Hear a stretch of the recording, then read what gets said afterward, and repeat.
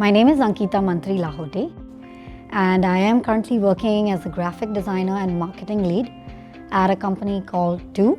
And today I'm very happy to have found a job that lets me use my past experience in marketing, but putting together my technical skills from graphic design and doing work that I'm very happy at the end of the day to create. It started with InDesign, where I realized the value of layouts. Because until then, I always thought design was, illustrating or like doing Photoshop. But there was a new dimension to design for me. Oh, you can design using typefaces. You can design using just words. I think that opened my point of view to design problem, not looking at design just from a visual perspective, but actually solving a problem.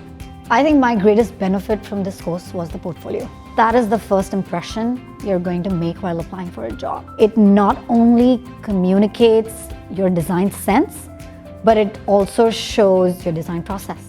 If you want to invest in yourself, take a few courses on this program, and you will see that there's a lot to learn. It's an interesting course to do. This is a great decision that I took, and it's helping me move towards a path where I feel like I want to be.